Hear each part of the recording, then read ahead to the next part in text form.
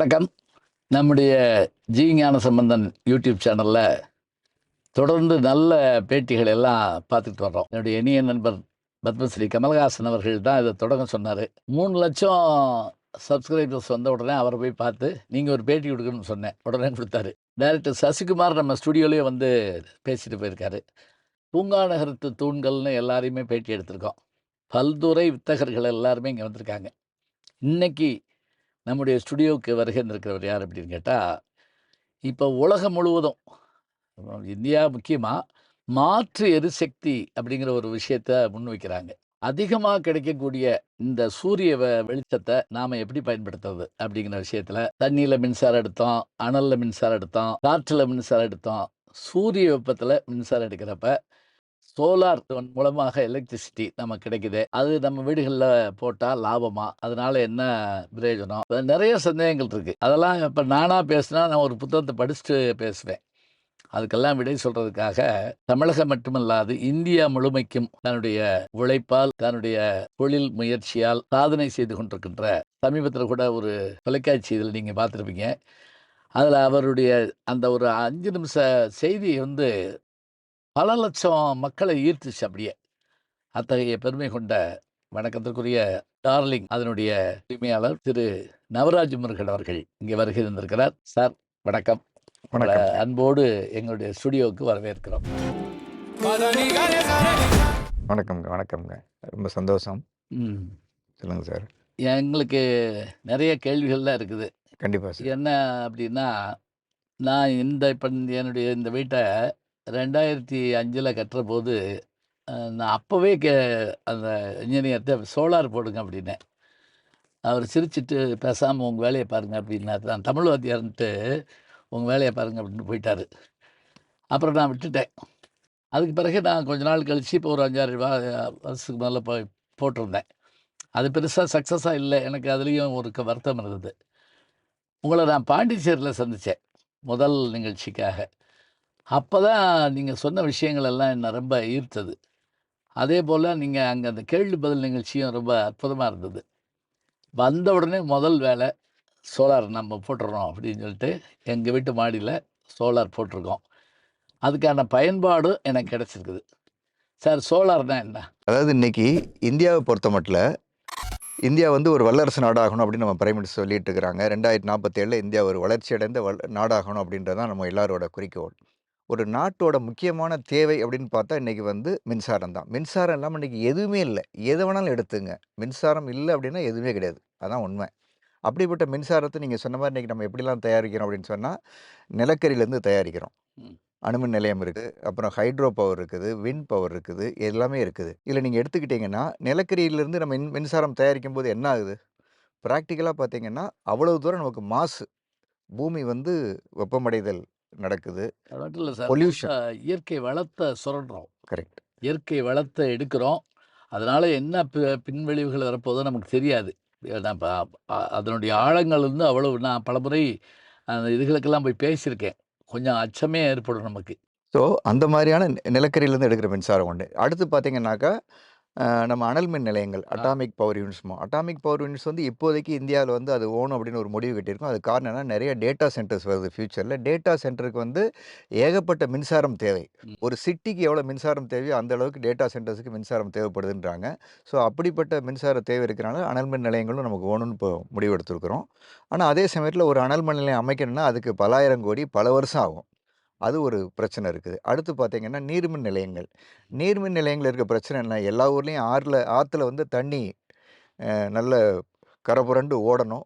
அந்த மாரி நீர் வளம் இருந்தா மட்டும் தான் அத நம்ம பண்ண முடியும். அதுக்கு அது அடுத்து மாரி இருக்கிறது அருவிகள் மாரி வந்து கொட்டணும். கொட்டணும். அப்பதான் அந்த ஹைட்ரோ பவர் எடுக்க முடியும். எடுக்க முடியும். ஸோ, அந்த வாய்ப்பு வசதிகளும் தமிழ்நாட்ட பொறுத்தமட்டிலும் இன்னைக்கு பெருசா இல்ல. இந்தியாவில அங்கங்க கொஞ்சம் இருக்குது. அத நம்ம பயன்படுத்திக்கிறோம். அதுக்கு அடுத்து பார்த்தீங்கன்னா, இயற்கை நமக்கு குடுத்திருக்கிற ரினியூவபிள் எனர்ஜி அப்படின்றோம். மறுசுழற்சி முறையில கிடைக்கக்கூடிய மின்சாரம், புதுப்பிக்கத்தக்க ஆற்றல் ம். அப்படின்னு பார்த்தீங்கன்னா, அது வந்து விண்ட் மில்ஸும், பிராக்டிகலா வந்து சோலாரும் தான். இல்ல விண்மில்ஸ்ல கூட சார், கணவாய்கள் இருந்தா தான் காற்று வருது. இப்ப நான் தமிழ்நாடு பூரா பயணப்படுறவன். நாகர்கோவில் பார்த்தீங்கன்னா, கேரளா மேற்கு தொடர்ச்சி மலையினுடைய அந்த கா காற்று. இந்த பக்கம் பார்த்தீங்கன்னா, தேனி பக்கம் அந்த பக்கம் காற்று. அந்த மலை அடிவாரம் இருக்கணும். ஆமா, இருக்கணும். 2 மலையும் ஒரு கணவா இருக்கணும். கரெக்ட். அதாவது 2 மலை, ஆமா. அது மலைக்கு நடுவுல ஒரு பாதை. அது வழியா காத்து வந்தா தான் ஃபோர்ஸா வரும். கரெக்ட். எல்லா காத்துலயும் அது செய்ய முடியும்னு எனக்கு தெரியல. ஒசூர் பக்கம், அதே மாரி பெங்களூர், வ ம தர்மபுரி, கிருஷ்ணகிரி அந்த பக்கம்.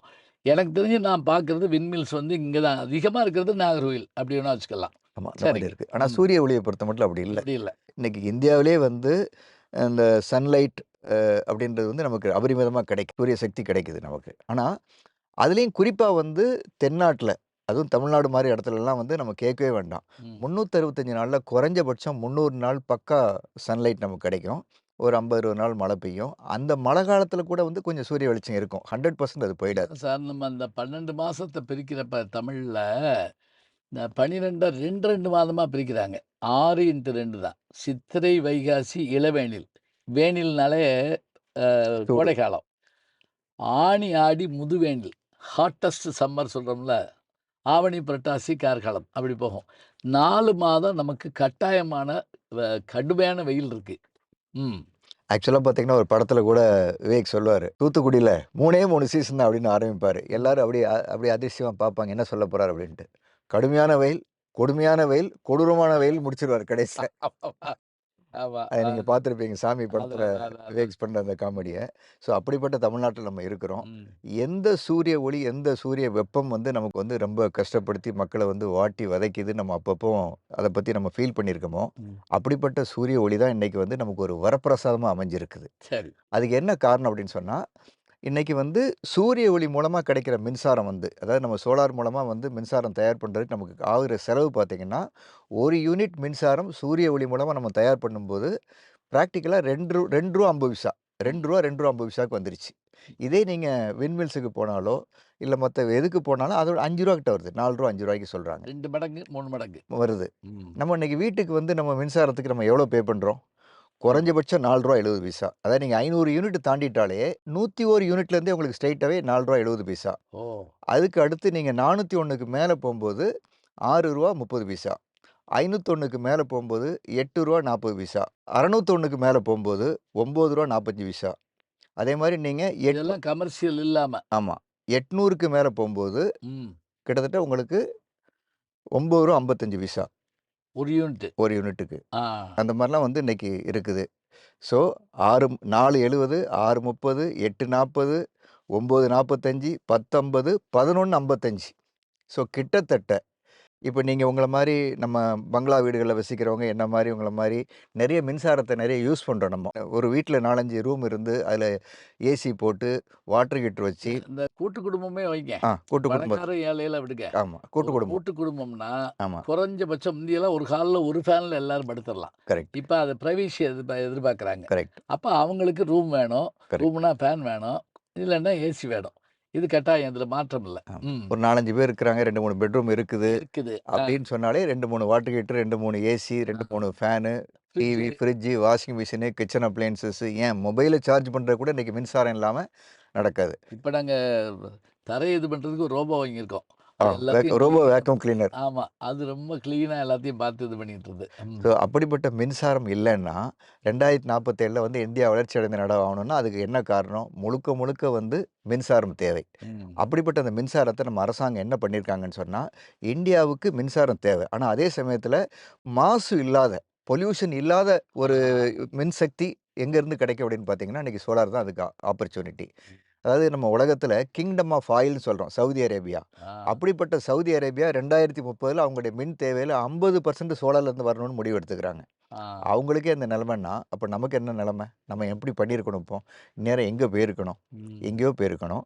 ஸோ நம்முடைய அரசாங்கம் என்ன பண்ணியிருக்காங்கன்னா, கிட்டத்தட்ட 50% நம்முடைய மின் உற்பத்தியில 50% வந்து ரினியூவபிள் எனர்ஜிலேருந்து வரும்ன்றாங்க. வரணும் அப்படின்னு சொல்லிக்கிறாங்க. அந்த 50% நம்ம ஆல்ரெடி வந்துட்டோம். அந்த இலக்க நம்ம அடைஞ்சுட்டோம் இந்த வருஷமே. நம்முடைய மின் தேவையில 50% இப்ப வந்துட்டு இருக்குது. அதாவது விண்மின்ஸ் மூலமாவும், சோலார் மூலமா வந்துட்டு இருக்கு. அதுல மெயினா வந்து சோலார் தான். ஸோ அந்த சோலார் தான் இன்னைக்கு வந்து இந்தியாவை ஒரு வளர்ச்சி அடைந்த பாதைக்கு எடுத்துட்டு போகுது ஃபியூச்சர்ல. ம். ஏன்னா அந்த சோலார் எனர்ஜி வந்து இன்னைக்கு அவ்வளவு சீப் ஆயிடுச்சு நமக்கு. ம். அது மட்டும் இல்ல, இன்னைக்கு எங்க வேணாலும் போடலாம். ஆ. எல்லா மொட்டை மாடியிலயும் இன்னைக்கு மொட்டை மாடி இல்ல, மொட்டை மாடி தரை, சூரிய வெளிச்சம் படுற இடம். ஒன்லி திங் என்னாக்கா நம்ம சோலார் எனர்ஜிய உருவாக்குறதுக்கு, அதுலேருந்து கரண்ட் எடுக்கிறதுக்கு, நிழல் படாத சூரிய வெளிச்சம் படுற ஓப்பன் ஸ்பேஸ் தேவை. அது வீட்டு மொட்டை மாடியா இருக்கலாம், வீட்டு கார்டனா இருக்கலாம், ஃபேக்ட்ரியா இருக்கலாம், ஸ்கூலா இருக்கலாம், ஆஃபீஸா இருக்கலாம், இல்ல கல்விக்கூடங்களா இருக்கலாம், தொழிற்சாலையா இருக்கலாம். எதுவா இருந்தாலும் அதனுடைய மொட்டை மாடியில நம்ம கான்கிரீட்லயும் போட முடியும், ஷெட் இருந்தா ஷெட்லயும் போட முடியும். எல்லாத்துலயும் நம்ம போட்டு நம்ம சோலார் எனர்ஜிய நம்ம தயார் பண்ண முடியும். ஸோ சோலார் எனர்ஜி எங்கேருந்து அந்த முக்கியத்துவம் வருது அப்படின்னு சொன்னா, நாட்டோட வளர்ச்சி. நாடு வந்து வளர்ச்சி அடைந்த நாடா மாறணும்னா கண்டிப்பா அதுக்கு மின்சாரம் தேவை. அந்த மின்சாரத்துல மாசு இல்லாத மின்சாரம், ரொம்ப சீப்பான மின்சாரம், சீப்பஸ்ட் சோர்ஸ் ஆஃப் எனர்ஜி அப்படின்னு பார்த்தீங்கன்னா, அது சோலார் எனர்ஜி தான். ம். அதனால தான் இன்னைக்கு சோலார் நமக்கு வந்து முக்கியத்துவம் பெறுது. தமிழ்நாட்டிலே வச்சுக்கங்க. இந்தியா கூட வேண்டாம். தமிழ்நாட்டிலே எல்லாருக்கும் சொந்த வீடு இருக்குமா? மொட்டை மாடி இருக்குமா? ஆ, இந்த மாதிரி கேள்வி கேட்டா என்ன செய்யலாம்? அதாவதுங்க நீங்க இன்னைக்கு சோலார பொறுத்தமட்டிலும் நம்ம அரசாங்கம் ஒரு அருமையான ஸ்கீம லான்ச் ஆமா, பண்ணியிருக்கிறாங்க. சொல்லியிருந்தீங்க. ஆ. அது வந்து பிஎம் சூரியகர் ஸ்கீம்னு அதுக்கு பேரு. அந்த ம். பிஎம் சூரியகர் ஸ்கீம்ல நம்ம அரசாங்கம் என்ன பண்ணியிருக்காங்கன்னா, இந்தியாவுல யார் யாருக்கெல்லாம் சொந்த வீடு வச்சுக்கிறாங்களோ, அவங்களுக்கு கிட்டத்தட்ட அப் டூ 3 கிலோவாட் வரைக்கும். அதாவது 1 கிலோவாட் சோலார் இன்ஸ்டலேஷன் பண்ணிட்டாங்கன்னா, அவங்களுக்கு 30,000 சப்சிடி குடுக்குறாங்க. ம். 2 கிலோவாட்டுக்கு 60,000, 3 கிலோவாட்டுக்கு 78,000 சப்சிடி குடுக்குறாங்க. ஸோ ம். பிராக்டிகலா 78,000 வரைக்கும் சென்ட்ரல் கவர்மெண்ட் மானியம் குடுக்குது. இப்போ நம்ம அரசாங்கம், நம்ம ஸ்டேட் கவர்மெண்ட் இந்த ரீசென்ட்டா நடந்த பட்ஜெட்ல அவங்க என்ன சொல்லியிருக்காங்க, நாங்களும் ஒரு 22,000 குடுக்குறோம். ஸோ 78 + ஒரு 22 மொத்தத்தில ரூ. 1,00,000 குடுக்குறோம் அப்படின்னு சொல்லிக்கிறாங்க. ஓ! ஸோ சரி. கிட்டத்தட்ட நம்ம சோலார் போடுறதுக்கு ஒரு சாதாரண ஒரு நடுத்தர குடும்பத்தில ஒரு ம். 3 கிலோவாட் அதாவது 2 மாசத்துக்கு ஒரு தடவ ம். ஒரு ரூ. 6,000 ஈபி பில் கட்டுறாங்கன்னு வச்சுக்கங்க. ம். தட் மீன்ஸ் மாசத்துக்கு அவங்க ரூ. 3,000 ஈபி பில் கட்டுறாங்க. ம். ஒரு ரூ. 3,000 ஈபி பில் கட்டுறவங்க ஒரு 3 கிலோவாட் சோலார் சிஸ்டம் போடணும். ம். அப்படி 3 கிலோவாட் சோலார் சிஸ்டம் போடும்போது என்ன கிடைக்கும் அப்படின்னு பார்த்தீங்கன்னா, பிராக்டிகலா 1 கிலோவாட் சோலார் சிஸ்டம் ஒரு நாளைக்கு 4.5 யூனிட் பவர் குடுக்கும். இது வந்து ம். Average units of power. ம். மழை காலத்தில கொஞ்சம் கம்மியா குடுக்கும். வெயில் காலத்தில ஜாஸ்தி குடுக்கும். நீங்க த்ரூ அவுட் த இயர் ஆவரேஜ்ன்னு எடுத்து பார்த்தீங்கன்னா, 1 கிலோவாட் சோலார் சிஸ்டம் ஒரு நாளைக்கு ஆவரேஜா 4.5 யூனிட் பவர் குடுக்கும். ம். ஸோ பிராக்டிகலா பார்த்தீங்கன்னா, உங்களுக்கு வந்து ஒரு 3 கிலோவாட் வந்து 13.50 யூனிட் அப்படின்னு வச்சுக்கலாம். ஆ. 1 12 3 1/2 13.50 யூனிட் ஒரு நாளைக்கு குடுக்குது வருது. அப்போ ஒரு மாசத்துக்கு எடுத்து பார்த்தீங்கன்னா, கிட்டத்தட்ட ஒரு 400 யூனிட் கிட்ட உங்களுக்கு வந்துரும். ம். கிட்டத்தட்ட 2 மாசத்துக்கு ஒரு தடவ ஒரு 800 யூனிட். இப்படி வச்சுக்குவோம். 1000 யூனிட் இத கூட வச்சுக்கலாம். ஒரு 1000 800லேருந்து ஒரு 1000 யூனிட் வரைக்கும் யூஸ் பண்றவங்களுக்கு, பிராக்டிகலா அவங்களுக்கு ஒரு 3 கிலோவாட் சோலார் சிஸ்டம் போடணும். இந்த 3 கிலோவாட் சோலார் சிஸ்டம் போடுறனால அவங்களுக்கு என்ன கிடைக்குது அப்படின்னு பார்த்தீங்கன்னா, 2 மாசத்துக்கு ஒரு தடவ அவங்களுக்கு ரூ. 6,000 வர்ற பில் வந்து ரூ. 500க்குள்ள வந்துரும். நம்ம ஓ! வந்து 90% அப்படின்னு சொல்றோம். 90 கூட இல்ல. ஒரு சில விஷயங்கள்ல பார்த்தீங்கன்னா, 95% தாண்டி போது. கமர்ஷியல் பொறுத்த மட்டும் உங்களுக்கு ஆட்டோமேட்டிக்காவே வந்து ரூ. 10 அந்த மாரி தான் டாரிஃப் இருக்கும். ரூ. 10.50 அந்த மாரி தான் வச்சிருப்பாங்க. ம். இப்போ கமர்ஷியலுக்கு இன்னும் பெனிஃபிட். ஸோ வீட்டுக்கு பொறுத்த மட்டும் இன்னைக்கு மத்திய சர்க்கார் ஒரு 78,000, மாநில சர்க்கார் ஒரு 22,000. ஸோ டோட்டலா ரூ. 1,00,000 பெனிஃபிட் இருக்குது. ஸோ பிராக்டிகலா ஒரு நடுத்தர குடும்பத்தில 2 மாசத்துக்கு ஒரு தடவ ரூ. 6,000 ஈபி பில் கட்டுறாங்கன்னு வச்சுக்குவோம். ம். தட் மீன்ஸ் அவங்க மாசத்துக்கு ரூ. 3,000 கட்டுவாங்க. ரூ. 3,000 கட்டுற இடத்துல உங்களுக்கு எவ்வளோ வரும்னு பார்த்தீங்கன்னா, 2 மாசத்துக்கு ஒரு தடவ பிராக்டிகலா ஒரு ரூ. 500 ரூ. 300க்கு வந்துரும் அது. ஓ! தட் மீன்ஸ் பிராக்டிகலா 90, 95% அதாவது மின்சாரம் வந்து ஃப்ரீ. ஆக்சுவலா பிராக்டிகலா நீங்க எலக்ட்ரிசிட்டிக்கு பே பண்ண மாட்டீங்க. யூனிட்ஸ் ஆஃப் எலக்ட்ரிசிட்டி ஃப்ரீன்னு வந்துரும். அப்ப நீங்க எதுக்கு பே பண்ணுவீங்கன்னா, கவர்மெண்ட்டுக்கு ஒரு சின்ன நெட்வொர்க் சார்ஜஸ் மட்டும் தான் பே பண்ணுவீங்க. ம். ஆக ஒரு சொந்த வீடு இருந்து, ஒரு மொட்டை மாடி இருந்து, ஒரு 300 ஸ்கொயர் ஃபீட்ல மொட்டை மாடியில நீங்க ஒரு 3 கிலோவாட் சோலார் சிஸ்டம் நிறுவிட்டீங்கன்னா, ம். பிராக்டிகலா உங்களுக்கு ஈபி பில் வராது. ஆ. அதாவது 2 மாசத்துக்கு ஒரு 6,000 கட்டின நீங்க, மிஞ்சி போனா ஒரு ரூ. 200, 300 கட்டுவீங்க. அதுவுமே நெட்வொர்க் சார்ஜஸ் தான். ஈபிக்கு நீங்க பணம் கட்ட மாட்டீங்க. ம். ஆக இந்த 3 கிலோவாட் சோலார் சிஸ்டம் போட்டதுக்கு உங்களுக்கு என்ன தேவை? குறைஞ்சபட்சம் ஒரு 2,10,000 இன்னைக்கு நாங்க வச்சிருக்க ஸ்கீம்ல அது வச்சிருக்கிறோம். சரி. அதுலயுமே வந்து ஒரு ஆல்மோஸ்ட் ஒரு 8,000, 10,000க்கு நாங்க ஒரு ஆஃபர்லாம் குடுக்குறோம். ஒரு வாட்டர் ஹீட்டர் ஃப்ரீன்னு ஒரு ஆஃபர் குடுக்குறோம் உதாரணத்துக்கு. ஸோ பிராக்டிகலா ஒரு ரூ. 2,00,000க்கு அத எடுத்துட்டு வந்துட்டோம். இல்ல 2,00,000ன்னு சொன்னா, ஆ. அதுல இந்த 1,00,000 இப்ப ஆமா. அந்த கழிச்சுக்கலாமா? 2,00,000ல ம். ரூ. 1,00,000 அரசாங்க மானியம் வந்துருது. ஓ! ஸோ பிராக்டிகலா அஸ் அ கஸ்டமரா வாடிக்கையாளரா நீங்க இன்வெஸ்ட்மென்ட் பண்ண போறது ஒரே ரூ. 1,00,000 தான். 1,00,000 தான். அந்த ரூ. 1,00,000 3 இன்வெஸ்ட்மென்ட்டுக்கு கிலோவாட்டுக்கு 3 கிலோவாட்டுக்கு ஒரு மொட்டை மாடி இருந்தா, ஆமா. அ ம ம நம்ம இன்வெஸ்ட் பண்ண போறது 1,00,000 தான். ரூ. 1,00,000 அது ஒன் டைம் இன்வெஸ்ட்மென்ட் தான். கரெக்ட். சரி. ஸோ ரூ. 1,00,000 இன்வெஸ்ட்மென்ட் பண்ணா, ஆ. உங்களுக்கு ஒரு மாசத்துக்கு பிராக்டிகலா ஒரு ரூ. 2,850 வச்சுக்கங்க. ஏன்னா நான் 3,000 உங்களுக்கு மாசம் மாசம் 3,000 பில் சேவ் ஆகுதுன்னு சொன்னேன். ம். அதுல ஒரு ரூ. 150 மினிமம் ரூ. 150, ரூ. 200 நெட்வொர்க் சார்ஜஸ் வரும். ம். ஸோ அத கழிச்சு பார்த்தா கூட உங்களுக்கு ஒரு ரூ. 2,800 ஒரு ரூ. 2,750 மாதம் சேவிங்ஸ். அதாவது ரூ. 1,00,000 இன்வெஸ்ட்மெண்ட் பண்ணி கிட்டத்தட்ட ரூ. 2,700 ரூ. 2,800 சேவ் பண்ண முடியும்னா, ம். சம்பாதிக்க முடியும்னா எதில முடியும்? ம். பிராக்டிகலா இன்னைக்கு வந்து அந்த மாரி வாய்ப்புகள் ரொம்ப ரொம்ப ரொம்ப கம்மி. ம். அதுவும் ஒரு சாதாரண குடும்பத்த பொறுத்த மட்டும் அவங்க பணத்த கொண்டு போய் இன்னைக்கு எங்க போய் பெருசா ரூ. 1,00,000 போய் என்னத்த இன்வெஸ்ட் பண்ண முடியும்? ம். ஸோ அந்த ரூ. 1,00,000 என்னங்க? இன்னைக்கு ஆக்சுவலா ஒரு ஃபோன் வாங்குற காசு. ஆமா. ஒரு காஸ்ட்லி ஃபோன் வந்து இன்னைக்கு நாங்க ஆப்பிள் ஃபோன் விக்கிறோம். அந்த ஆப்பிள் ஃபோன்லாம் பார்த்தீங்கன்னா, ஆயிரக்கணக்கான ஆப்பிள் ஃபோன் நாங்க விக்கிறோம். ம். ஒரு ஃபோன் வாங்குற காசு, ஒரு ம். ஃபோன் வாங்குற காச தூக்கி நீங்க சோலார்ல இன்வெஸ்ட்மென்ட்டா போட்டீங்கன்னா, அடுத்த 30 வருஷத்துக்கு உங்க வீட்டுக்கு ஈபி பில்லே வராது. இதனுடைய பெனிஃபிட் எவ்வளோ நீங்க கால்குலேட் பண்ணி பார்த்தீங்கன்னா, அடுத்த 30 வருஷத்துல இன்னைக்கு இருக்கிற டாரிஃப் வச்சு சொல்றேன். அதுலயும் நான் ஒரு ரூ. 6.50 வச்சு சொல்றேன். ஏன்னா, ரூ. 6.50 நான் ரொம்ப கம்மியா எடுக்கிறேன். ஒரு ஒரு 600, 700 யூனிட் யூஸ் பண்றவங்களுக்கு அது வரும் அப்படின்னு பார்க்குறோம். இதுவே நீங்க 1000 யூனிட்டுக்கு மேல போயிட்டீங்கன்னா, உங்க டாரிஃப் எங்கேயோ போயிடும். ம். அதாவது அது வந்து 11.50 நான் சொன்னேன். 1000 யூனிட்டுக்கு மேல யூஸ் பண்றவங்கலாம். அதாவது நான் ஏற்கனவே சொன்ன மாரி கூட்டு குடும்பத்தில இருக்கிறவங்க, பங்களால இருக்கிறவங்க, 4, 5 பெட்ரூம் வச்சுக்கிறவங்க, இவங்களுக்கெல்லாம் வந்து கண்டிப்பா 2 மாசத்துக்கு ஒரு தடவ 20,000க்கு மேல தான் பில் வரும். ம். அப்படிப்பட்டவங்களுக்கெல்லாம் 11.50 ஒரு யூனிட்டுக்கு செலவு பண்ணுவாங்க. அவங்கலாம் என்ன அவங்களுக்கு அஃப்கோர்ஸ் 3 கிலோவாட் பத்தாது. மேபி 5 கிலோவாட், 8 கிலோவாட், 10 கிலோவாட் நம்ம போடணும். ம். எவ்வளவு போட்டாலுமே ம். அவங்களுடைய இல்ல போட்ட 3 கிலோவாட் போட்டா எவ்வளவு இது கிடைக்கும்? அதாவது 3 கிலோவாட் போட்டா 2 மாசத்துக்கு ஒரு தடவ கிட்டத்தட்ட 700லேருந்து அவங்களுக்கு 700 யூனிட் கிட்டத்தட்ட அவங்களுக்கு சேவ் ஆகும். யூனிட். 700 to 800 யூனிட்ஸ் அவங்களுக்கு கிடைக்கும். பெரிய 4, 5 ரூம் இருக்கிற மாரியான ஏசி, ஃப்ரிட்ஜ் எல்லாம் இருந்தா அவங்களுக்கு எவ்வளோ வேணும்? இல்ல அவங்களுக்கெல்லாம் வந்து ஒரு 10 கிலோவாட் போடணும், 8 கிலோவாட் போடணும். இல்ல எவ்வளோ யூனிட் வேணும்? அதாவது அவங்களுக்கு எவ்வளோ யூனிட் யூஸ் பண்றாங்க ம். பிராக்டிகலா. அவங்களுக்கு ஆ. ஏன்னா அது பார்த்தீங்கன்னா, நீங்க அத எத்தன பேரு எப்படி யூஸ் பண்றாங்கன்ற பொறுத்து ஆமா. இருக்குது. சில பேர் வீட கட்டி போட்டு வீடு துபாய்ல இருப்பாங்க, ஏசி இருப்பாங்க. ம். ஆனா ஏசி ஆன் பண்ண மாட்டாங்க. இல்ல ஒரு ரூம்ல மட்டும் ஏசி ஓடிட்டு இருக்கும். சரி ம். நம்ம பார்க்க வேண்டியது என்னன்னா, அவங்க கடந்த காலத்துல எவ்வளோ ஈபி பில் கட்டியிருக்கிறாங்க. ம். எவ்வளோ யூனிட் யூஸ் பண்ணிக்கிறாங்க. அவங்க ஆமா. ஈபி பில்ல பார்த்த மட்டும் அவங்க எவ்வளோ பணம் கட்டியிருக்கிறாங்க. ம். எவ்வளவு யூனிட்ஸ் ஆஃப் எலக்ட்ரிசிட்டி அவங்க யூஸ் பண்ணியிருக்காங்கன்றது தெரிஞ்சிரும். ம். அத பேஸ் பண்ணி உதாரணத்துக்கு ஒருத்தர் வந்து மாசத்துக்கு 1000 இப்படி வச்சுக்கோங்க. ஒரு 1200 யூனிட்ஸ் யூஸ் பண்ணியிருக்காருன்னு வச்சுக்கோங்க. ஆவரேஜா மாசம் சராசரியா ஒரு 1200 யூனிட்ஸ் யூஸ் பண்றாருன்னா, தட் மீன்ஸ் ஒரு நாளைக்கு அவர் வந்து 40 யூனிட் யூஸ் பண்றாரு. 30 × 40 1200. அப்போ ஒரு நாளைக்கு 40 யூனிட் அவர் யூஸ் பண்றாருன்னா, அவர் ஒரு 10 கிலோவாட் போடணும். ஆ. 10 கிலோவாட் போடும்போது ஒரு ரூ. 5,00,000 மேல போகும் அது. ம். ஒரு 5,00,000 5,50,000 இல்ல கிட்ட வரும். 5,00,000 போட்டாலும் அரசாங்கம் அந்த 1,00,000 தான். ஆமா. அது ஆமா. அது 2,00,000 இருந்தாலும் இல்ல. 1,00,000 தான். நம்ம அரசு மானியம்ன்றது யாருக்கு பொருந்தும்னா, ம். இந்த 3 கிலோவாட் இருக்க வரைக்கும் தான். ஒரு 4, 5 கிலோவாட் வரைக்கும் அரசு மானியம் ஓகே. ம். 10 கிலோவாட்டுக்கு மேல போறவங்க ஒரு 7 கிலோவாட்டுக்கு மேல போயிட்டாங்கன்னா, அரசு மானியம் வந்து அது யூஸ்லெஸ். அது அது தேவையில்ல. ஏன் தேவையில்லைன்னு சொல்றேன்னா, ம். இன்னைக்கு வந்து உங்களுக்கு கவர்மெண்ட்ல ஒரு சலுகை குடுத்துக்கிறாங்க. இப்போதைக்கு டிசிஆர், நான் டிசிஆர்ன்னு இருக்குது. ஸோ இந்த டிசம்பர் எண்ட் வரைக்கும் நீங்க வந்து இம்போர்ட்டட் பேனல்ஸும் யூஸ் பண்ணிக்கலாம். இம்போர்ட்டட் பேனல்ஸ் வந்து 1 கிலோவாட்டுக்கு 10,000 விலை கம்மி. ம். நீங்க made in India panel use பண்ணா தான் உங்களுக்கு சப்சிடி வரும்.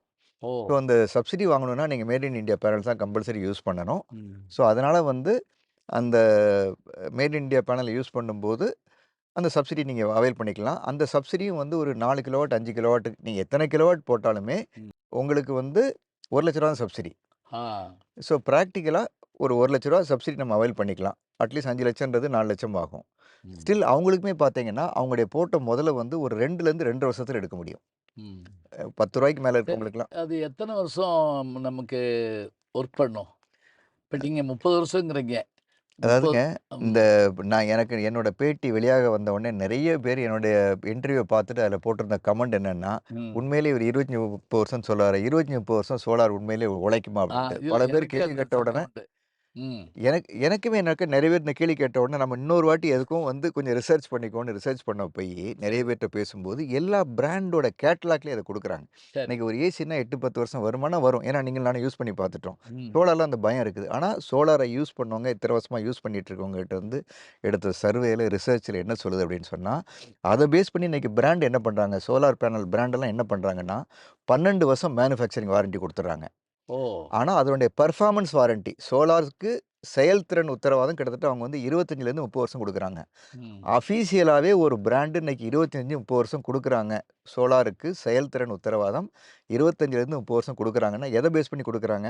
பேஸ்ட் ஆன் ரிசர்ச் அவங்க இது முடியும்ன்றனால தான் குடுக்குறாங்க. ம். அது மட்டும் இல்ல, நம்ம நாட்டிலே இதுக்கு வந்து பல சான்றுகள் இருக்குது. ம். 20, 30 வருஷத்துக்கு முன்னாடி ஐஐடி பாம்பேல யூஸ் போட்ட சோலார் சிஸ்டம் வந்து இன்னைக்கும் இயங்கிட்டு இருக்குது. ஸோ ம். அதுக்கு எவிடன்ஸும் இருக்குது. ம். அதனால it's not a big deal. அது வந்து ஒரு பெரிய விஷயம் இல்ல. ஆச்சரியப்படத்தக்க விஷயமோ, ஐயப்படத்தக்க விஷயமோ அது இல்ல. சரி அடுத்து ஒண்ணு கேட்குறேன். இது இப்போ ஒரு தடவ போட்டுட்டா, அது எப்படி மெயின்டெயின் பண்றது? ஏன்னா, நம்ம வந்து இப்போ ஒரு சின்ன எலக்ட்ரிசிட்டி வேலைன்னா கூட ஒரு இவர கூப்பிட்டு பார்த்துட்டு போயிருவோம். கரெக்ட். யாரு? ஒரு எலக்ட்ரீஷியன கூப்பிட்டு பார்க்க சொல்லுவோம். இல்லன்னா வேற நமக்கு தெரிஞ்ச அளவுக்கு பார்த்துருவோம். சோலாருங்கிறது நமக்கு தொடர்பு இல்லாத ஒரு புது துறை. இந்த புது துறைக்கு நீங்க ஒரு தடவ குடுத்துட்டு போயிட்டீங்க. இத பராமரிக்கிறதோ, இத பாதுகாக்கிறதோ எப்படி? அதுங்க சோலார் பேனல் என்னென்ன இருக்குன்னு சொல்றேன். ம். ஃபர்ஸ்ட்டு வந்து ஒரு லைட்னிங் அரஸ்டர். ஆ, ஒரு இடிதாங்கி வைக்கிறோம். ஆ, அதுக்கப்புறம் அந்த இடிதாங்கிக்கு கீழ நம்ம ஒரு ஸ்ட்ரக்சர் செட் பண்றோம். 4 பில்லர் செட் பண்ணி, ஒரு ஸ்ட்ரக்சர் ரெடி பண்ணி, அந்த ஸ்ட்ரக்சர்ல சோலார் பேனல் நம்ம நிறுவுறோம். அத வந்து ஒரு 4 தூண் வச்சு, ஒரு ஸ்ட்ரக்சர் ரெடி பண்ணி, அது பேரு சோலார் ஸ்ட்ரக்சர்ன்னு சொல்லுவோம். அந்த ஸ்ட்ரக்சர்ல தான் அந்த பேனல நம்ம வந்து ஸ்க்ரூ பண்ணி நம்ம பொருத்துறோம். அந்த ஸ்ட்ரக்சர்ல சோலார் பேனல் அமைச்சு, அதுலேருந்து கனெக்டிவிட்டி எட்டு வரும். வயரிங் எட்டு வந்து கீழ கொண்டு வந்து நம்ம என்ன பண்றோம், இன்வெர்ட்டர்ன்னு ஒண்ணு செட் பண்றோம். இன்வெர்ட்டர்ல கனெக்ஷன் குடுக்குறோம். இன்வெர்ட்டர்ல கனெக்ஷன் குடுக்குறதுக்கு முன்னாடி ஒரு ஏசி-டிபி, டிசி-டிபி அப்படின்னு இன்வெர்ட்டருக்கு இந்த பக்கமும், அந்த பக்கமும் 2 ஸ்டெபிலைசர் மாரி சர்ஜ் புரொடெக்டர் இருப்போம். அத புரொடெக்ட் பண்றதுக்கு, இன்வெர்ட்டர புரொடெக்ட் பண்றதுக்கு 2 சாதனங்கள் வைக்கிறோம். ஸோ, டைரக்ட் கரண்ட் ஆல்டர்னேட்டிவ் கரண்ட்டா டிசிய வந்து நம்ம ஏசியா மாத்தி, நம்ம வீடுங்களுக்கு நம்ம அத பயன்படுத்துறோம். ஆ. So, lightning arrester, solar structure, solar panel, wiring, கீழ இன்வெர்ட்டரு, இன்வெர்ட்டர் வழியா நம்ம வந்து என்ன பண்றோம், நெட் மீட்டர் குடுக்குறோம். ம். ஸோ, நம்ம வீட்டுக்கும் யூஸ் பண்ணிக்கலாம். கவர்மெண்ட்டுக்கும் ஆன் கிரிட் கூட நம்ம அத குடுத்துடுறோம். அதாவது நம்ம போடுற வீட்டுக்கு போடுற சோலார் சிஸ்டம் எல்லாமே ஆன் கிரிட் சோலார் சிஸ்டம்னு சொல்றோம். ஏன் ஆன் கிரிட் சொல்றோம் அப்படின்னு சொன்னா, நம்ம வந்து இப்போ உதாரணத்துக்கு நீங்க ஒரு 3 கிலோவாட் சோலார் சிஸ்டம் போடுறீங்க. ஒரு நாளைக்கு உங்களுக்கு 15 யூனிட் ப்ரொடியூஸ் ஆகுதுன்னா, ஒரு 5 யூனிட் தான் நீங்க பகல்ல அதுலேருந்து எடுத்து யூஸ் பண்ணியிருப்பீங்க. ம். பாக்கி 10 யூனிட்ட நீங்க கிரிட் வழியா கவர்மெண்ட்டுக்கு குடுத்துருவீங்க. ஓ! திரும்ப என்ன பண்ணுவீங்க, சாயந்தரம் 6 மணிக்கு மேல நீங்க வீட்டுக்கு வந்து எல்லா ரூமும் ஏசிய போட்டு, ஹீட்டர போட்டு, அடுப்பு பத்த வச்சு, எல்லாத்தையும் பண்ணும்போது, திரும்ப உங்களுக்கு அந்த 10 யூனிட் தேவைப்படும். அத திரும்ப கவர்மெண்ட்லேருந்து திரும்ப நீங்க என்ன பண்ணிக்குவீங்க, இம்போர்ட் பண்ணிக்குவீங்க. அதாவது திரும்ப அதாவது காலையில நீங்க அப்போ எக்ஸ்போர்ட் பண்ண 10 யூனிட்ட திரும்ப நைட்ல வந்து அத நீங்க இம்போர்ட் பண்ணிக்குவீங்க. கடன் இத வாங்கிக்குவீங்க. வந்து எலக்ட்ரிசிட்டி போர்டு அக்செப்ட் அக்செப்ட் பண்றாங்களா? பண்ணிக்கிறாங்க. அதுக்கு பேர் தான் நெட் மீட்டரிங்ன்ட்டு. ஆ, இத பேஸ் பண்ணி அவங்களுக்கு ஒரு மீட்டர் குடுப்பாங்க. நெட் ஆ. Metering, bidirectional meter. ஆமா, நான் வாங்கி வச்சிருக்கேன். ஆமா. Net meter. டிஜிட்டல் ஆ, டிஜிட்டல் மீட்டர். எப்படி வேணாலும் நீங்க பேர் வச்சுக்கலாம். ஆ. அந்த மீட்டர் என்ன பண்ணுதுன்னா, அதான் சித்திரகுப்த நேரமா உட்காந்து கணக்கு பார்த்துட்டு இருக்கோம். நான் உனக்கு எவ்வளோ குடுத்தேன், நீ எனக்கு எவ்வளோ குடுத்தன்ற மாரி அந்த கணக்கு வழக்க அது பார்த்து சொல்லிரும். நெட்டா வந்து ஆனா, உதாரணத்துக்கு நம்ம குடுக்குற விலைக்கும், அந்த விலைக்கும் வேறுபாடு இருக்குங்களா? நம்ம திரும்பி வாங்குறதுக்கும்? இல்ல. வீட்டுக்கு பொறுத்த மட்டும் அந்த கணக்கு இல்ல. ஆ, வீட்டுக்கு பொறுத்த மட்டும் அரசாங்கம் ஒரு நல்ல வேலை என்ன பண்ணிக்கிறாங்கன்னா, பரவால்ல நீ சோலார் போட்டியா போட்டுக்கோ. ம், நீ பகல்ல 5 யூனிட் யூஸ் பண்ணிக்கிற. 10 யூனிட் நைட் எனக்கு குடுத்துட்ட. ம், திரும்ப நைட்ல என்கிட்ட இருந்து வாங்கிட்ட. இப்போ ம். உதாரணத்துக்கு நீங்க 1 மாசம் வந்து 1000 யூனிட் யூஸ் பண்றீங்க. 2 மாசத்துக்கு ஒரு தடவ. தமிழ்நாட்டுல வந்து நம்ம பை சைக்கிள் அப்படின்றோம். ஆமா. பை மந்த்லி ஆமா. 2 பில் சைக்கிள் மாசத்துக்கு ஒருக்க அப்படின்னு. தான் பில்லு. 2 ஆ, மாசத்துக்கு ஒரு தடவ தான் பில்லு. ம், ஸோ 2 மாசத்துக்கு ஒரு தடவ நீங்க ஒரு 1000 யூனிட் நீங்க யூஸ் பண்ணிட்டீங்கன்னு வச்சுக்குவோம். ம், உங்க சோலார் சிஸ்டம் வந்து ஒரு 900 யூனிட் ப்ரொடியூஸ் பண்ணிடுச்சுன்னா, பாக்கி நீங்க கவர்மெண்ட் வந்து வாங்குனது நெட்டா வாங்குனது எவ்வளவு? ஒரே ஒரு 100 யூனிட் தான். ம், முதல் 100 யூனிட்டுக்கு பணமே கிடையாது. ஃப்ரீ. அப்போ ம். உங்க சோலார் போட்டீங்கன்னா, அதுக்கு பில் வராது. அப்படிதான் வந்து அந்த பை டைரக்ஷனல் மீட்டர் ஒர்க் ஆகுது. ம். ஸோ பிராக்டிகலா நீங்க வந்து ஒரு பேட்டரி வச்சிருக்கணும். ஆனா நீங்க வைக்கல. அதுக்கு பதில் கவர்மெண்டோட கிரிட்டே நீங்க என்ன பண்றீங்க? ம். ஒரு பேட்டரி மாரி யூஸ் பண்ணிக்கிறீங்க. ஆ. பகல்ல புரொடியூஸ் பண்றீங்க, எக்ஸஸ் அங்க குடுத்துறீங்க. நைட்ல அத திரும்ப வாங்கிக்கிறீங்க. ஸோ ம். இந்த வசதி வாய்ப்புகள் வந்து அரசாங்கம் வந்து வீடுகளுக்கு மட்டும் பண்ணி குடுத்துருக்காங்க. ஓஹோ! கமர்ஷியலுக்கு இது கிடையாது. கிடையாது. ம், கமர்ஷியல்ல நீங்க என்ன பண்ணீங்கன்னா, நீங்க யூஸ் பண்ணிக்கலாம். ம், கவர்மெண்ட்டுக்கு குடுத்தீங்கன்னா, அவங்க குடுக்குற ரூ. 2 ரூ. 3 குடுப்பாங்க. ம், ஆனா அவங்ககிட்டருந்து நீங்க பவர் வாங்கும்போது உங்களுக்கு ரூ. 10 ரூ. 50 அந்த மாரிலாம் வந்துரும். ம். ஸோ கவர்மெண்ட்ல கமர்ஷியலுக்கு அந்த வசதி வாய்ப்புகள் இல்ல. வீட்டுக்கு அந்த வசதி வாய்ப்புகள் இருக்குது. ஸோ வீட்ட இப்ப இந்த சார்ஜிங் இதுன்னு புதுசா இப்ப அ இ கார்ஸ் வருது. பைக்ஸ் வருது. இதுக்கெல்லாம் நம்ம வீட்ல வந்து சார்ஜர் போட்டுக்கிறாங்க. நான் இப்ப அமெரிக்காவுக்கு போயிருந்தப்ப நான் பார்த்தது என்னன்னா, டெஸ்லா மாரியான காரெல்லாம் நம்ம போயிட்டு வந்த உடனே நம்ம செல்லுல சார்ஜ் போடுற மாரி அவங்க போட்டுறாங்க. இப்ப செல்ல சார்ஜ் போடுற மாரி போட்டா, அப்ப காலையில அவங்க வண்டிய ஓட்டிட்டு போயிடுறாங்க. முடிஞ்சு போயிருச்சு. இப்ப அந்த மாதிரி ஒரு வேளை நம்ம எதிர்காலத்துல வந்தா, இங்க இப்பவே வந்துருச்சுங்க. ஆல்ரெடி நெறைய பேர் நம்ம ஈவி கார் யூஸ் பண்றோம். எலக்ட்ரானிக் டூ வீலர் யூஸ் பண்றோம். இல்ல அதுக்கு இந்த இது பயன்படுமா? கண்டிப்பா. ஆ, எப்படி பயன்படும்னு சொல்றேன். ஆ, இப்ப நீங்க வந்து இப்ப நீங்க ஒரு கார் வச்சுக்கிறீங்க. அது பெட்ரோல் வண்டி. ஆமா. குறைஞ்சபட்சம் ஒரு நாளைக்கு நீங்க 100 கிலோமீட்டர் யூஸ் பண்ணாங்களே 3000 கிலோமீட்டர் யூஸ் பண்ணிட்டீங்கனாலே, பிராக்டிகலா பார்த்தீங்கன்னா, ஒரு ரூ. 12,000 நீங்க பெட்ரோல் போட்டுருப்பீங்க மாசம். ம், ஸோ ஒரு ஒரு ஒரு நாளைக்கு 100 கிலோமீட்டர் 30 நாளைக்கு லெட் அஸ் சே ஒரு 3000 கிலோமீட்டர் வச்சுக்கங்க. 3000 கிலோமீட்டர் நீங்க கார் யூஸ் பண்ணிட்டீங்கனாலே, ஆட்டோமேட்டிக்கா லெட் அஸ் சே ஒரு 12,000 நீங்க பெட்ரோலுக்கு யூஸ் பண்றீங்கன்னு வச்சுக்குவோம். ஸோ மாசம் மாசம் 12,000 பெட்ரோலுக்கு யூஸ் பண்ற நீங்க, ஒரு எலக்ட்ரிக் கார் வாங்குனீங்கன்னா, உங்களுக்கு அந்த பெட்ரோல் செலவு மிச்சம். ம். ஆனால் நீங்கள் என்ன பண்ணணும், அதை சார்ஜ் போடணும். ஆமா. சார்ஜ் போடும்போது உங்களுக்கு ஒரு 4000 தகுந்த ஈவி பில் ஏறதுக்கு வாய்ப்பு இருக்குது. ஓ! நீங்கள் சோலார் போட்டீங்கன்னா ம். அதுவும் ஏறாது. ஓஹோ! அதுக்கும் சேர்த்து நீங்கள் சோலார் போட்டுக்கலாம். இது நல்ல தெளிவா சொல்லுங்க. ஏன்னா, இப்ப அடுத்த இது வந்து கார் பெரும்பாலும் கார் தான் வரப்போகுது. இப்ப என்ன பயமா இருக்கு அப்டின்னா, எனக்கு தெரிஞ்சு திருச்சி வரைக்கும் போனா தான் ஒரு சார்ஜிங் ஸ்டேஷன் இருக்கு. ஓகே. அதே மாதிரி அந்த பக்கம் போனா திண்டிவனத்துக்கிட்ட ஒண்ணு இருக்கு. விழுப்புரம், திண்டிவனம். இந்த பட்ஜெட் கூட பார்த்துருப்பீங்க. ஆ. அதுக்கெல்லாம் பணம் ஒதுக்கி சென்ட்ரல் கவர்மெண்ட்டும் சரி, ஸ்டேட் கவர்மெண்ட்டும் சரி, பிரைவேட் தனியார் ஆளுங்களும் சரி, நிறைய இடத்துல இன்னைக்கு வந்து சார்ஜிங் ஸ்டேஷன் கொண்டு வந்துட்டாங்க. கொண்டு வந்துட்டாங்க. எல்லா ஆ. ஹோட்டலு, பைபாஸ்ல இருக்கிற கடைங்க எல்லாத்துலயுமே வர ஆரம்பிச்சிருச்சு இது. சரி. இன்ஃபேக்ட் அதுக்கு வந்து அவங்க ஒரு ஆப் குடுத்துருக்காங்க. ம். நீங்க அந்த ஆப்ப தட்டுனாலே எங்கெங்கெல்லாம் உங்களுக்கு சார்ஜிங் ஸ்டேஷன் இருக்குன்றது வந்துருது. அதனால ஒரு வந்துருது. பெரிய மேட்டர் இல்ல. இன்னைக்கு நீங்க இந்தியா ஃபுல்லா அதாவது தைரியமா இப்போ டிராவல் பண்ண இனி முடியும். வர்ற கார்ல அதே சொல்லிரும். என்னன்னா, இது குறையா இருக்கு. இந்த இடத்துல போட்டு போயிரு அப்படின்னு சொல்லி. கரெக்ட்டா இத விட்டேன்னா அப்புறம் தாண்டி போயிருங்கிற விஷயத்த நமக்கு அதுவே அறிவுறுத்திரும். ஆனா அதாவது நெறைய பேருக்கு இந்த ரேஞ்ச் ஆங்ஸைட்டின்னு ஒண்ணு சொல்லுவாங்க. ஆ. எங்க வந்து வழியில வந்து இந்த கார் நின்றுமோன்ற பயம். ஆ. அந்த பயம் வந்து இனிமேட்லாம் தேவையில்லைங்க. ஏன்னா நெறைய பேர் கார் அப்படி யூஸ் பண்ண ஆரம்பிச்சுட்டாங்க. ஆ. இன்னைக்கு 500 கிலோமீட்டர் வரைக்கும் ஒரு வாட்டி சார்ஜ் போட்டாலே நீங்க 500 இப்ப நாங்க வேலூர்ல இருக்கிறோம். ஒரு வாட்டி கார சார்ஜ் போட்டாலே நீங்க சென்னைக்கு போயிட்டு ரிட்டர்னே வந்துரலாம். அந்த அளவுக்குலாம் இன்னைக்கு வந்துருச்சு இது. ம். அதனால அத பத்தி இப்ப வேலூர்லேருந்து நாங்க மதுரைக்கு வரணும்னா, தாராளமா வழியில எத்தன இடத்துல சார்ஜிங் ஸ்டேஷன் இருக்குது. வந்துருச்சு. ஆனா அத ஆ. பத்தி பயப்பட வேண்டிய அவசியமே இல்ல. இன்னைக்கு எல்லா பெட்ரோல் பங்க்லயும் கொண்டு வராங்க. ம். அது இல்லாம எல்லா ஹோட்டல்ஸ்லயுமே கொண்டு வராங்க. அதனால அது ஒரு மேட்டரே இல்ல ஒண்ணு. ஒரே ஒரு நல்ல விஷயம் என்னன்னு சொன்னா, எதுக்கு சொல்ல வரேன்னா, இன்னைக்கு டூ வீலர் வச்சுக்கிறாங்க. ரூ. 3000 மாசத்துக்கு பெட்ரோல் போடுறாங்க. அதே எலக்ட்ரிக் டூ வீலர் வாங்குனாங்கன்னா, அவங்களுக்கு ஒரு ரூ. 600 தான் எக்ஸ்ட்ரா செலவாகும். அந்த ம். சார்ஜிங்க்காண்டி. ம். அந்த ரூ. 600யும் இமேஜின் பண்ணிக்கங்க. அவங்க வீட்ல சோலார் போட்டுருந்தாங்கன்னா, அது கூட வரப்போறதில்ல. ஓ! அப்ப என்ன ஆகுது? மாசத்துக்கு ரூ. 3000 அவங்க மிச்சமா பெட்ரோல் வாங்குற காச வச்சு, அத இஎம்ஐயா கட்டினாலே ஒரு எலக்ட்ரிக் டூ வீலரே சொந்தமா இன்னைக்கு வாங்க முடியும். ம். அந்த அளவுக்கு வசதி வாய்ப்புகள் வந்துருச்சுது. சைனாவ பொறுத்தமட்டில இன்னைக்கு எலக்ட்ரிக் கார், டூ வீலருடைய யூசேஜ் வந்து கிட்டத்தட்ட 60% பேசிட்டு இருக்கிறாங்க. 60% பெனிட்ரேஷன் போயிடுச்சு. நம்ம இன்னும் 5%, 6%ல உட்காந்துருக்கோம். ம். ஆ மகேந்திரா கம்பெனி ஓனர் கூட ஒரு பேட்டியில சொன்னாரு. இதெல்லாம் இருந்தது இன்னைக்கு சைனா அந்த வார்ல எப்படி தாக்கு பிடிச்சாங்க அவங்க நாட்ல அப்படின்னு சொன்னா, அவங்க எலக்ட்ரிக் கார், எலக்ட்ரிக் வெஹிக்கிள்ஸ்னால தான் தாக்கு பிடிச்சாங்க. ம். நமக்கு வந்து இந்த சிரமம் ஏற்பட்ட காரணம் வந்து, நம்ம இன்னும் பெட்ரோலையும், டீசலையும் நம்பிட்டு உட்கார்ந்துட்டு இருக்கிறோம். ம். ஸோ ஒரு ஸ்டேஜில இன்னைக்கு வந்து எலக்ட்ரிக் வெஹிக்கிள், எலக்ட்ரிக் டூ வீலரோட பயன்பாடு ரொம்ப கம்மியா இருக்கலாம். ஆனா 100% 5, 10 வருஷத்துல இது தலைகீழா மாறும். அப்போ நமக்கு மின்சார தேவையும் ஜாஸ்திப்படும். அப்படிப்பட்ட மின் தேவை ஜாஸ்தி நமக்கு தேவைப்படும்போது, அந்த மின்சாரத்தையும் வந்து ரினியூவபிள் எனர்ஜி, மாசு இல்லாத எனர்ஜி மூலமா நமக்கு கிடைக்கும்போது, அது எவ்வளோ பெரிய வரப்பிரசாதம். இல்ல இப்ப நம்ம சூரியன் இருக்கு அப்படியெல்லாம் நம்ம பேசுறோம். நல்லா சொன்னா 24 மணி நேரம் சூரியன் கிடையாது. காலையில 6 டூ 6 12 மணி நேரம் தான். மழைக்காலம் இருக்கு. பனிக்காலம் இருக்கு. நமக்கு 4 மாதம் போக 8 மாதம் வந்து நமக்கு கிளைமேட் வந்து இது இல்ல. அப்படி நேரங்கள்ல அடைமழை காலங்கள்லயோ, பனிக்காலங்கள்லயோ சோலாருடைய அந்த எனர்ஜி கூடுமா? அதனுடைய தன்மை எப்படி மாறும்? அதாங்க வெயில் காலத்துல உங்களுக்கு வந்து நல்ல பக்கா சம்மர் சீசன்ல ம்.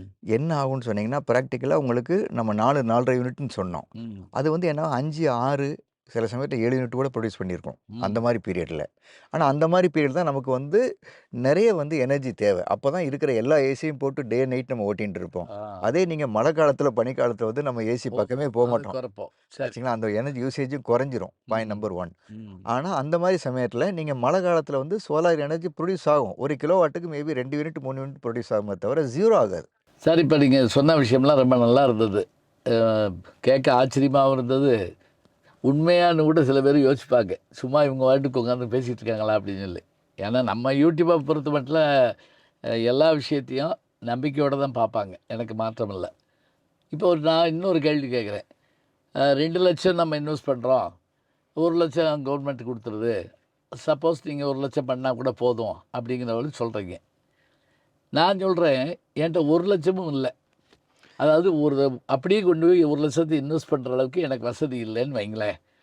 நான் கடன் வாங்கியோ, ப ப இது கட்டியோ, மாத தவணை இஎம்ஐ கட்டியோ தான் என்னால முடியும் அப்படின்னா, அதுக்கு ஏதாவது திட்டம் வச்சிருக்கீங்களா? அது பிஎம் இந்த சூரியகர் ஸ்கீம்ல. கான்ட்ராக்ட்ல இருக்கு. அது அந்த கான்ட்ராக்ட்ல கம்பல்சரியா இருக்குது. ரொம்ப சந்தோஷமா நாங்க இருக்கு அத அது மெயின்டெயின் கேட்கவே. பண்ணி உங்களுக்கு குடுக்கணும். ஏன்னா சில பேர் நம்ம மூஞ்சிலே முழிக்காம போயிருவாங்க. யாருக்கும் 10 பைசா காசு குடுக்க வேண்டிய தேவையே இல்ல. இந்த ரூ. 1,00,000 சப்சிடியும் எந்த விதமான தூண்டுதலும் இல்லாம, இடையூறும் இல்லாம வணக்கம். ஜி ஞானசம்பந்தன் யூடியூப் சேனல் பாருங்கள். உங்களை தேடியே உங்கள் வீட்டுக்கு வருது. கேட்காம ஒரு விஷயம் உங்களை தேடி வருது பாருங்கள், அதை பிடிச்சி வச்சுக்கோங்க. நம்முடைய ஜி ஞானசம்பந்தன் யூடியூப் சேனலை தொடர்ந்து எக்ஸலம், இன்ஸ்டாகிராம், ஃபேஸ்புக், வாட்ஸ்அப் என்று அனைத்து தளங்களிலும் நாம் இயங்கிக் கொண்டிருக்கின்றோம். நீங்களும் எங்களோடு வாருங்கள்.